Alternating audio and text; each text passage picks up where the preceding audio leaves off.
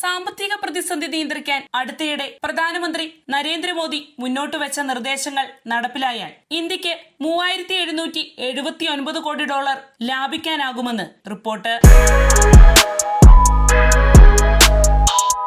നമസ്കാരം, ഞാൻ ജാസ്മിൻ. പശ്ചിമേഷ്യൻ യുദ്ധത്തെ തുടർന്നുള്ള സാമ്പത്തിക പ്രതിസന്ധി നിയന്ത്രണ വിധേയമാക്കാൻ ഇക്കഴിഞ്ഞ ദിവസം പ്രധാനമന്ത്രി നരേന്ദ്രമോദി 7 നിർദ്ദേശങ്ങൾ മുന്നോട്ട് വെക്കുകയുണ്ടായി.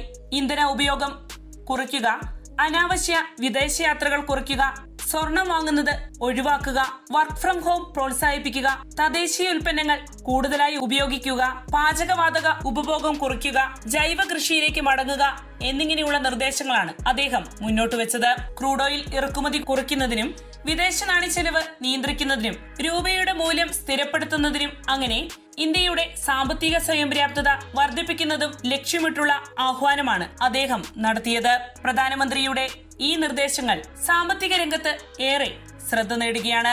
ക്രെഡിറ്റ് റേറ്റിംഗ് ഏജൻസിയായ ബ്രിക് വർക്ക് റേറ്റിംഗ്സിന്റെ റിപ്പോർട്ട് പ്രകാരം പ്രധാനമന്ത്രിയുടെ നിർദ്ദേശങ്ങൾ പൂർണ്ണമായി നടപ്പിലായാൽ ഇന്ത്യക്ക് വലിയ സാമ്പത്തിക നേട്ടം ഉണ്ടാക്കാനാകുമെന്നാണ് ചൂണ്ടിക്കാണിക്കുന്നത്. ഈ റിപ്പോർട്ട് പ്രകാരം ഏകദേശം 3779 കോടി ഡോളർ, അതായത് ഏകദേശം 3.6 ലക്ഷം കോടി രൂപ വരെ പ്രധാനമന്ത്രിയുടെ നിർദ്ദേശങ്ങൾ പാലിച്ചാൽ ഇന്ത്യക്ക് അധിക ലാഭമായി നേടാൻ കഴിയും. പ്രത്യേകിച്ച് ക്രൂഡ് ഓയിൽ, സ്വർണം എന്നിവയുടെ ഇറക്കുമതി കുറയുന്നതാണ് അതിലെ പ്രധാന നേട്ടം. കൂടാതെ വിദേശ നാണ്യശേഖരം ശക്തമാകുകയും രൂപയുടെ മൂല്യം സ്ഥിരതയിലേക്ക് എത്തുകയും ചെയ്യാൻ അത് വഴിയൊരുക്കുമെന്നാണ് വിലയിരുത്തപ്പെടുന്നത്.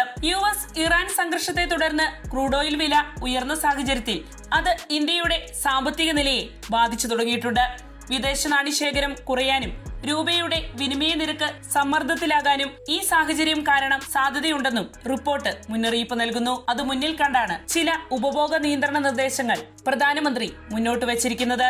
ബ്രിക് വർക്ക് റേറ്റിംഗിന്റെ റിപ്പോർട്ട് പ്രകാരം പ്രധാനമന്ത്രി മുന്നോട്ട് വെച്ചിരിക്കുന്ന നിർദ്ദേശങ്ങൾ നടപ്പിലാക്കിയാൽ ഇന്ത്യയുടെ ഇറക്കുമതി ചെലവ് ഗണ്യമായി കുറയ്ക്കാനാകും. പ്രത്യേകിച്ച് ക്രൂഡ് ഓയിൽ ഇറക്കുമതിയിൽ നിന്ന് ഏകദേശം 1340 കോടി ഡോളർ വരെ ലാഭിക്കാനാകുമെന്നാണ് റിപ്പോർട്ടിൽ പറയുന്നത്.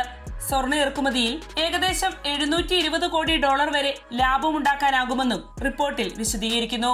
ഇതിലൂടെ ഇന്ത്യയുടെ വിദേശ നാണ്യശേഖരം വർദ്ധിക്കുകയും അന്താരാഷ്ട്ര സാമ്പത്തിക സമ്മർദ്ദങ്ങളെ കൂടുതൽ ശക്തമായി നേരിടാനും കഴിയും. രൂപയുടെ മൂല്യം ഡോളറിനെതിരെ 95 രൂപ നിരക്കിൽ സ്ഥിരപ്പെടുത്താൻ വരെ ഈ നീക്കങ്ങൾ സഹായിക്കുമെന്നും റിപ്പോർട്ട് സൂചിപ്പിക്കുന്നു.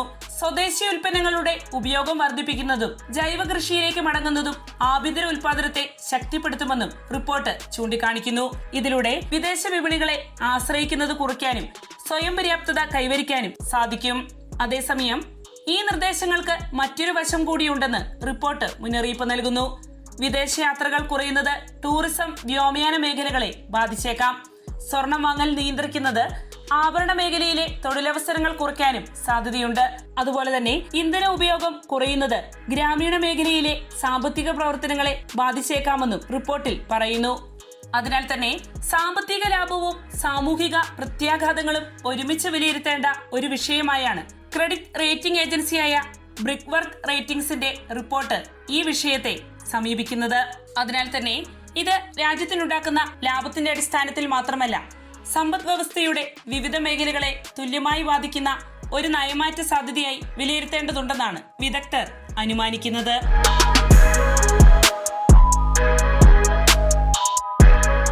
വാർത്തയുടെ നിറം തേടി തനിനിറം.